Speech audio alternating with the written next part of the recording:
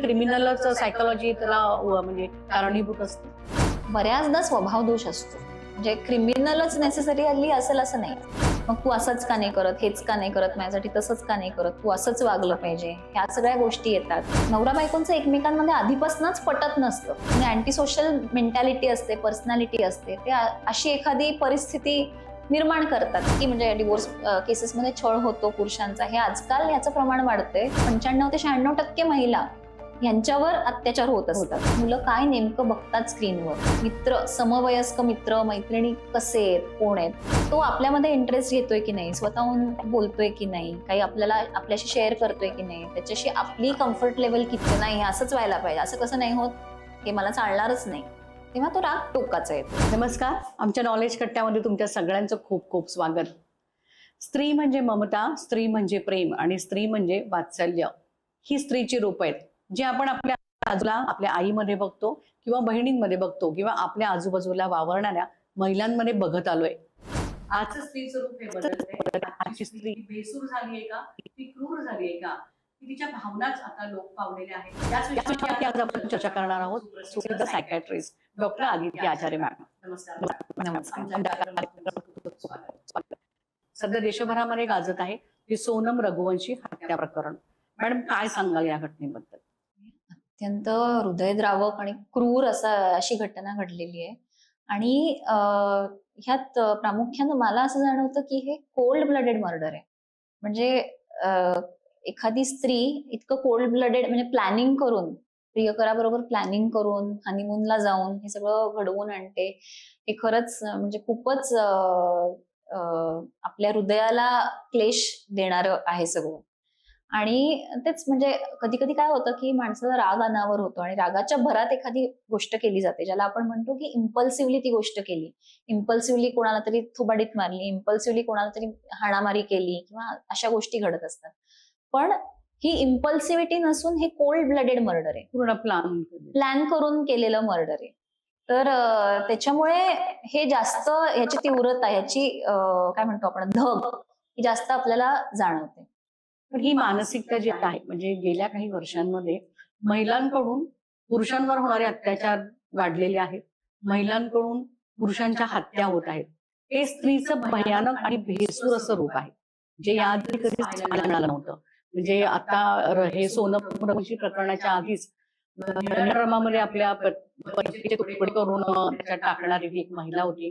तिने सुद्धा हे सगळं कारस्थान आपल्या प्रियकरासाठी केलं होतं आणि ती व्यसनी होती.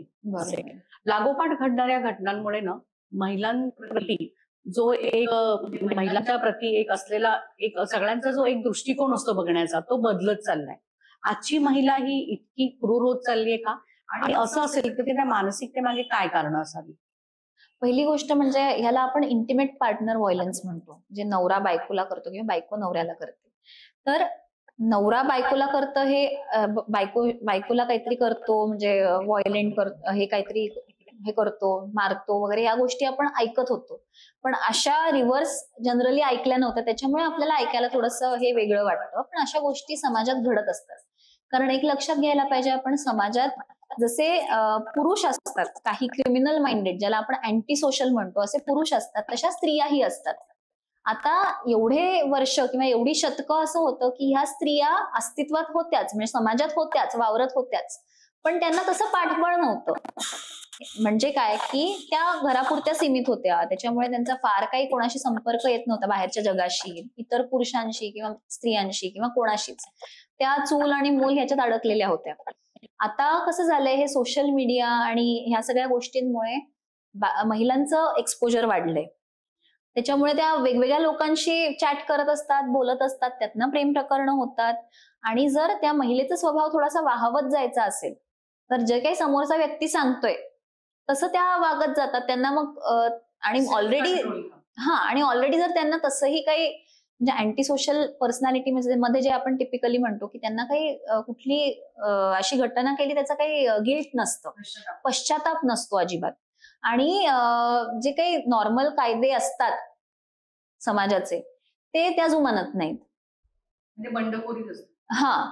मग अशा व्यक्ती जेव्हा एक्सपोज होतात बाहेरच्या दुनियेशी, बाहेरच्या जगाशी, आणि त्यांना जेव्हा तशी लोक भेटतात तेव्हा अशा गोष्टी घडू शकतात. म्हणजे समान विचारांची लोक जेव्हा त्यांच्या बरोबर येतात, बरोबर. कॉन्टॅक्ट मध्ये येतात, त्यावेळी त्यांचं हे धैर्य जे आतमध्ये त्यांचा क्रिमिनल जो असतो, धैर्य वाढतं आणि त्यातनं अशा गोष्टी होतात. आपण बघतोय की म्हणजे आता पतीला ठार करणं हे आहे, पण पतीला ठार करत नाहीत तर हल्ली आपल्या स्वतःच्या मुलांना, त्यांच्या मुलांची देखील त्या प्रियकरासाठी हत्या करायला लागतात. तर एक स्त्री म्हणून म्हणजे या जगामध्ये कुठल्याही आईसाठी तिचं मूल हे फार प्रेशियस असतं. तर ही इथपर्यंत देखील महिलांची मजल या मानसिकतेमधूनच होत असेल. आता ह्याला अनेक कारणं असू शकतात. म्हणजे मानसिकता, अँटी सोशल पर्सनॅलिटी हा एक भाग झाला. पण त्याचबरोबर कधी कधी काही मानसिक आजार असतात. उदाहरणार्थ व्यसनाधीनता. व्यसनाधीनता हाही एक मानसिक आजार आहे. तर त्या व्यसनाच्या पोटी म्हणजे पैसे मिळवायला किंवा काही करून ते व्यसन पूर्ती व्हायला पाहिजे ह्याच्यासाठी अशा गोष्टी घडतात. मग त्यावेळेला कुठलेच पाश, कुठलेच बंध काही राहत नाहीत. नवरा आहे का, मुलगा आहे का, मुलगी आहे का, आई वडील आहेत. तर त्यातनं अशा गोष्टी, पण बऱ्याचदा ह्या गोष्टी इम्पल्सिव्हली घडत असतात. त्या रागाच्या भरात किंवा त्याच्यात अशा गोष्टी घडतात. पण जेव्हा ते कोल्ड ब्लडेड होतं, जसं हे घडलंय, तसं ते आपल्याला जास्त त्याच्यामुळे ते जास्त त्याची हे जाणवते, आपल्याला तीव्रता जाणवते. या घटनांच्या मागे जसं आपण तुम्ही सांगताय त्या घटनांमध्ये त्यांची मानसिकता असते. आधीच खोलवरती मनामध्ये तसं काहीतरी एक म्हणजे धगधगत असतं आणि ते बाहेर येण्यासाठी हा मार्ग असतो. पण हे सगळं सुरूच असताना याच महिला समाजामध्ये पुन्हा उजळ माथ्याने वावरताना पण दिसतात. असं आहे. ही ट्रान्स त्यांची पर्सनॅलिटी असते का? आता कसं आहे की अशा गोष्टी जेव्हा त्या करत असतात तेव्हा त्या काही तशा बोलून दाखवणारच नाहीत, कारण त्यांना माहिती असतं हे करणं बरोबर नाहीये, समाज मान्य नाहीये हे. त्याच्यामुळे त्या वावरताना, कारण त्यांच्या मनात पश्चाताप तसाही नसतो, त्याच्यामुळे त्या वरवर नॉर्मल वागूच शकतात. जोपर्यंत त्यांना कायद्याने काहीतरी हे होत नाही, शिक्षा होत नाही किंवा समाजासमोर येत नाही की या महिलेनी काहीतरी केलंय, तोपर्यंत त्या नॉर्मल आपल्या तुमच्या आमच्यासारख्याच वावरत असतात. आता आपण डिवोर्सच्या पण ज्या केसेस बघतो त्याच्यामध्ये आपण बघितलेलं आहे की महिलांकडून नवऱ्याचा इतका छळ होतो की जो कल्पने पलीकडचा असतो. बऱ्याच केसेस अशा समोर येत आहेत असे. त्याच्यासाठी त्यांना कायद्याचं एकतर बळ असतं, त्याच्यामुळे अजून त्यांना ते धैर्य मिळतं की माझ्या मागे कायदा आहे. त्यामुळे पुरुषांवरती अत्याचार होत असतात छोट्या छोट्या गोष्टींवरनं. सोशल मीडिया याच्यामध्ये पण आपण बघत असतो, सोशल मीडियाच्या माध्यमातून पण. बरोबर. तर हा जो इम्पॅक्ट आहे म्हणजे पतीला टॉर्चर करणं, हे करणं, हे सगळं याच्यासाठी सुद्धा ही क्रिमिनलच सायकोलॉजी त्याला म्हणजे कारणीभूत असते. बऱ्याचदा स्वभाव दोष असतो, म्हणजे क्रिमिनलच नेसेसरी असेल असं नाही, पण काही काही स्वभाव दोष असतात. त्याला आम्ही क्लस्टर बी पर्सनॅलिटी म्हणतो. म्हणजे ज्याच्यात कधी कधी तीव्र राग येतो छोट्या छोट्या गोष्टींवरून, स्वतःला जे पाहिजे ते फ्रस्ट्रेशन टॉलरन्स कमी असतो. मग तू असंच का नाही करत, हेच का नाही करत माझ्यासाठी, तसंच का नाही करत, तू असंच वागलं पाहिजे, ह्या सगळ्या गोष्टी येतात. कधी कधी तीव्र रागाच्या भरात काहीतरी माणूस वेडवाकडं बोलतो किंवा स्वतःला इजा करून घेतो, अशाही गोष्टी घडत असतात. तर स्वभाव दोषामुळे पण बऱ्याचदा ह्या गोष्टी म्हणजे डिवोर्स वगैरे याचं प्रमाण वाढतं. आणि इनफॅक्ट आता जे मर्डर झाला वगैरे त्याबद्दल पण मला असं सांगावं असं वाटतं की मर्डर तर झाला, बरोबर आहे, हे तर हनीमूनलाच झालं, पण बऱ्याचदा नवरा बायकोंचं एकमेकांमध्ये आधीपासूनच पटत नसतं, पण न पटत असतानाही ते सोबत राहत असतात. आणि मग ज्यांची ऑलरेडी अशी क्रिमिनल म्हणजे अँटी सोशल मेंटॅलिटी असते, पर्सनॅलिटी असते, ते अशी एखादी परिस्थिती निर्माण करतात की ज्यातून त्यांना मुक्ती मिळेल, असंही घडत असतं. हो. आणि डिवोर्सच्या केसेस तुम्ही म्हणता तशा नक्की, म्हणजे डिवोर्स केसेसमध्ये छळ होतो पुरुषांचा, हे आजकाल याचं प्रमाण वाढतंय. कारण बऱ्याचशे 498 वगैरे जी कलमे डोमेस्टिक व्हायलन्सची, ती महिलांच्या बाजूने आहेत. आणि मी असं नाही म्हणत, मॅक्सिमम महिला म्हणजे 95 ते 96% महिला यांच्यावर अत्याचार होत असतात. पण जे 4 ते 5% महिला आहेत की ज्यांची मेंटॅलिटी अशी अँटी सोशल आहे, त्या चुकीच्या केसेस करून मग नवऱ्यांना टॉर्चर करणं, ह्या गोष्टीही घडतात. म्हणजे या दोन्ही बाजूंनी घडतायत गोष्टी.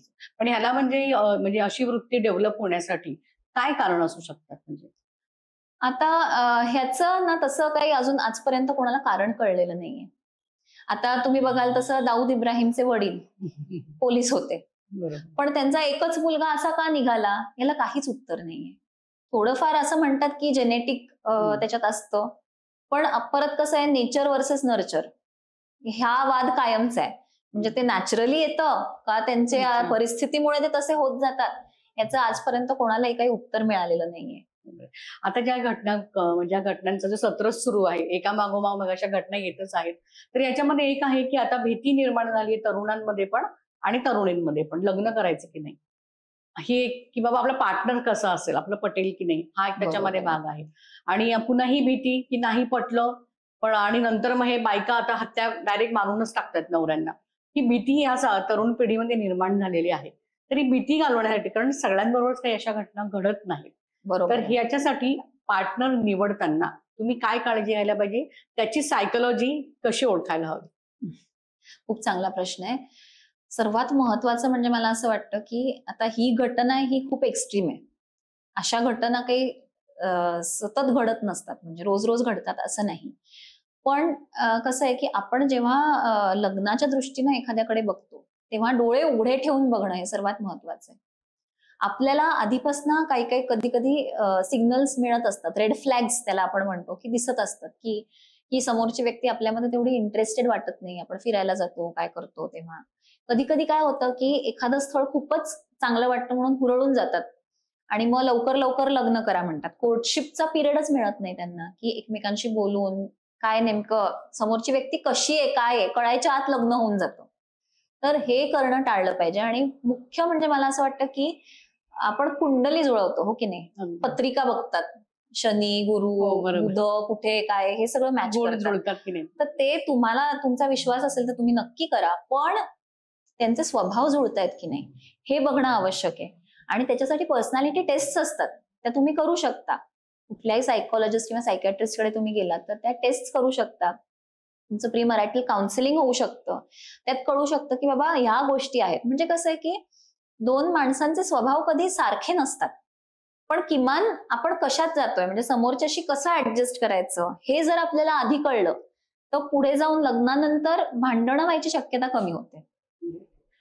तुम्ही खूप छान सांगितलं की लग्नाच्या आधी असं म्हणजे कुंडली जुळवणं खूप गरजेचं आहे. तसंच तुमची सायकोलॉजिकल एक टेस्ट करून घेणं ते पण मला वाटतं म्हणजे ब्लड ग्रुप चेक करणं हे पण बऱ्याच वेळा ब्लडचे आपण काही टेस्ट करा असे पण सल्ले दिले जातात असं. बरोबर. पण या सगळ्यांमध्ये मला एक विचारायचंय की फॅमिली, ज्या फॅमिलीमधून ही मुलं येतात, त्या कुटुंबांमधून ही मुलं येतात, तरुण तरुणी येतात, त्या फॅमिलीचा किती इम्पॅक्ट असतो ह्यांच्या पर्सनॅलिटीवर?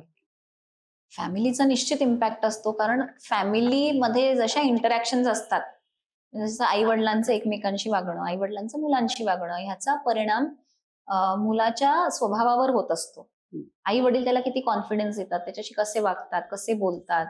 जर घरात व्हायलन्सची हिस्ट्री असेल, डोमेस्टिक व्हायलन्सची आई वडिलांमध्ये, त्याचाही परिणाम त्या मुलांवर होत असतो. म्हणजे काही काही फॅमिलीजमध्ये मग व्हायलन्स नॉर्मलाइज होतो.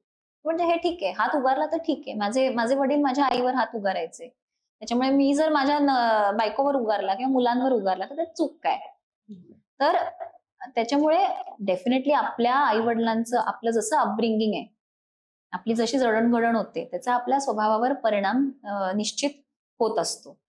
तर त्या दृष्टीनं म्हणजे परिवाराची चौकशी करणं आवश्यकच आहे. पण आजकाल असं झालंय की जडणघडण हा एक भाग झाला, पण मुलं तेवढ्यापुरती म्हणजे फक्त फॅमिलीपुरती मर्यादित राहिली नाहीये. कारण हे सोशल मीडिया सगळं एक्सपोजर इतकं जास्त आहे की ठराविक वयानंतर, म्हणजे साधारण 17-18 वर्षांचे ते झाले की ते इतके जास्त, म्हणजे 17-18 तर मी जास्तच सांगते, कधी कधी आधीपासूनही एक्सपोजर हे सोशल मीडियाचं होत असतं.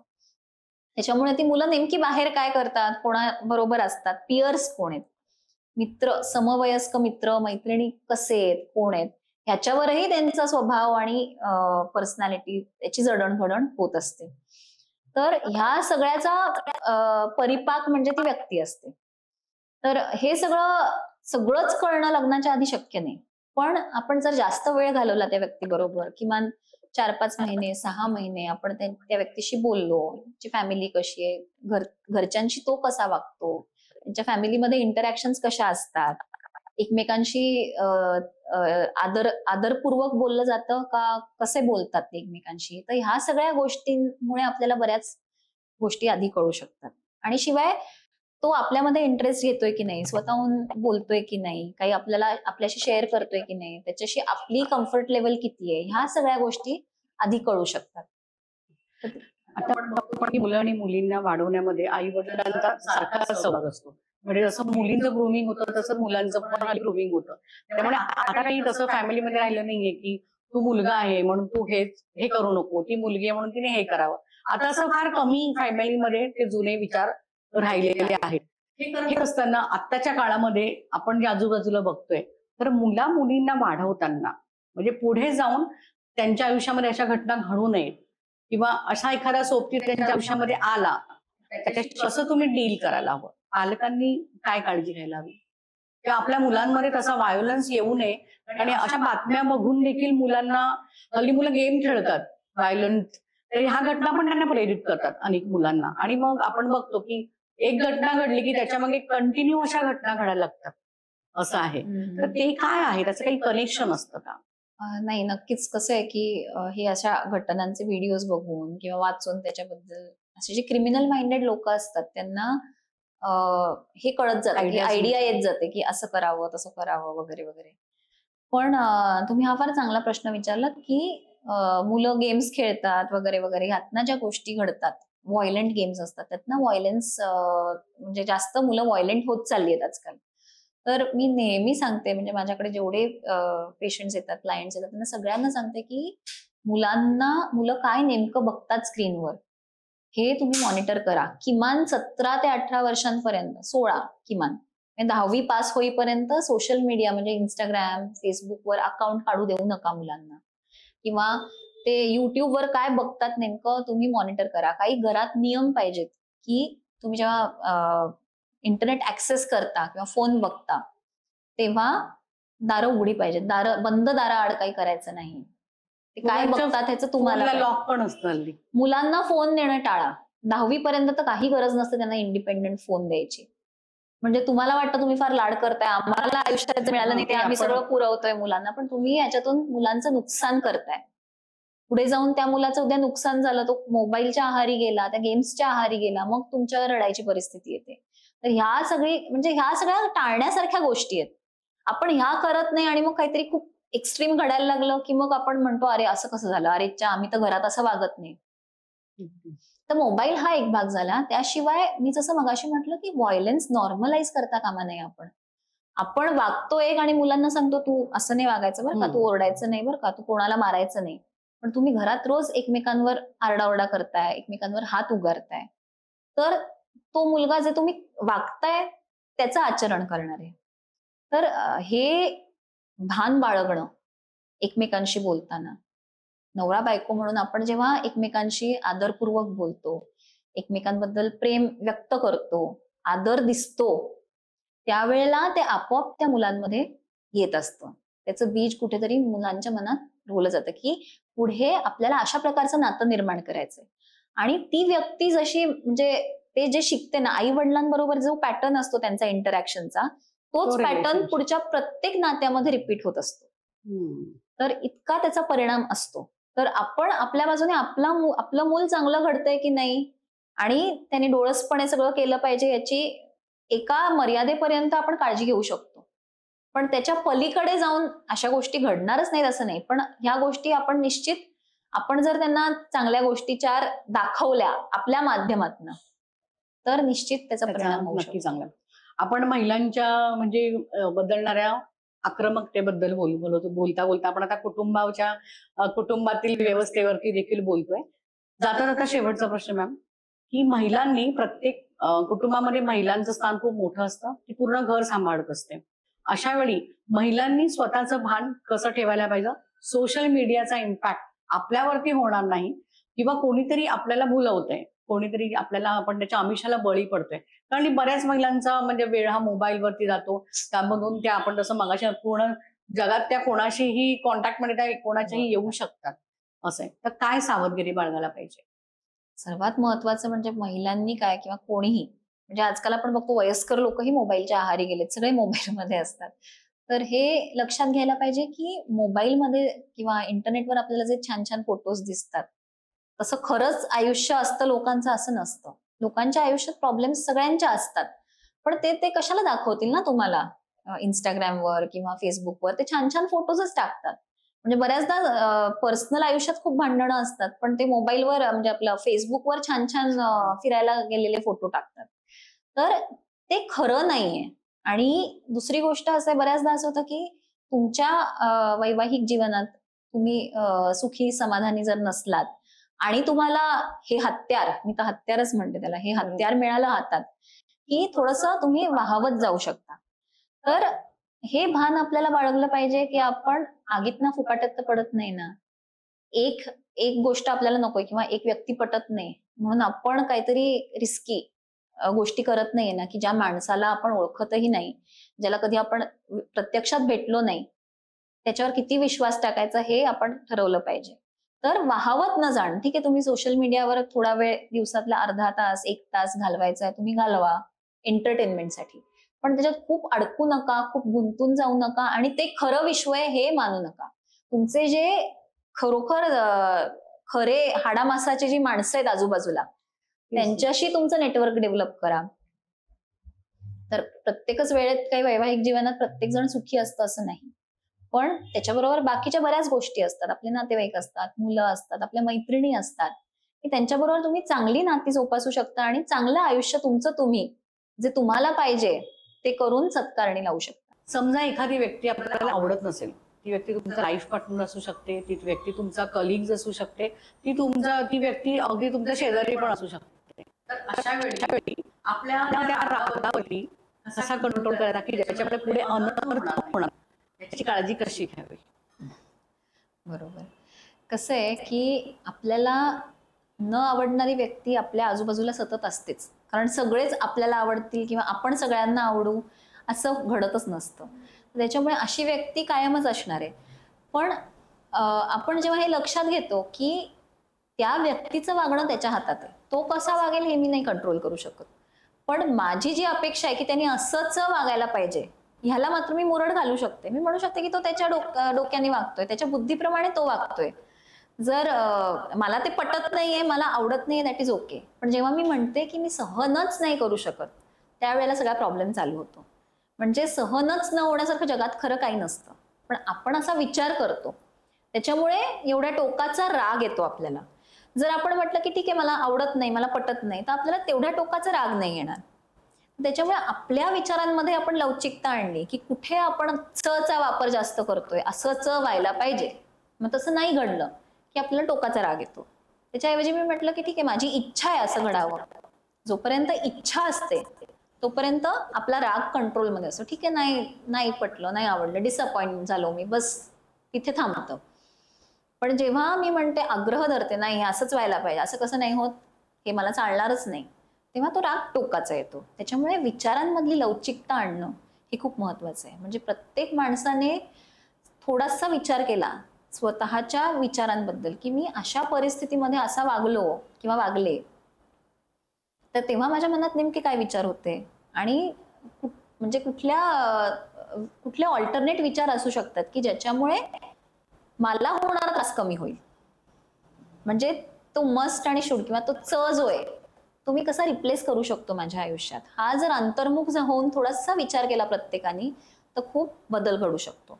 पण आता ही जी गोष्ट आहे ही काही लगेच घडणारी नाहीये. त्याच्यासाठी तुम्हाला खूप दिवस मेहनत करायला लागेल. म्हणजे थेरपी करतात तेव्हा पण हीच गोष्ट जराशी विस्ताराने शिकवतात, तर काही महिने लागतात. पण इमिडिएट काय करू शकता तुम्ही, की आता काहीतरी मला नको असलेला किंवा नको असलेला प्रसंग घडतोय, तर त्यावेळेला मी काय करू शकते. तर मला जर तीव्र राग आलाय असं मला जाणवतंय, तर त्या सिच्युएशन मला थोडंसं बाहेर पडायचं, रूम बदलायची किंवा जाऊन पाणी प्यायचं, थोडंसं बाहेर फेरफटका मारून यायचा. साधारण एक 5 मिनिटं आपण स्वतःला दिली ना, 5 ते 10 मिनिटं, तर ती लाट जी असते रागाची ती खाली आलेली असते. आणि मग तो अनर्थ म्हणजे काय, आपण जे काही एकदम बोलून टाकतो किंवा कधी कधी हात उचलतो, ह्या गोष्टी आपण टाळू शकतो. किंवा 100 पासून उलटे आकडे मोजा आम्ही सांगतो. त्या प्रोसेसमध्ये काय होतं, तुमचं लक्ष दुसरीकडे जातं. म्हणजे it is a distraction technique basically. तर त्याच्यामुळे तुम्हाला आपोआप तुमचा राग 1 पर्यंत येईपर्यंत आपोआप शांत होतो रागावर. हा. तर अशा काही छोट्या छोट्या टेक्निक्स आहेत, की ज्याच्यामुळे आपण आपली रिॲक्शन थोडीशी पोस्टपोन करतो. आणि मग जेव्हा ती पोस्टपोन करतो तेव्हा 10-15 मिनिटांनी त्याची तीव्रता आपोआप कमी होते. तर ह्या गोष्टी आपण जेव्हा तीव्र राग येतो त्यावेळेला निश्चित करू शकतो. मॅम, आज तुम्ही आमच्या कार्यक्रमात आलात त्याबद्दल तुमचे खूप खूप आभार. खूप खूप आभारी आहे मी.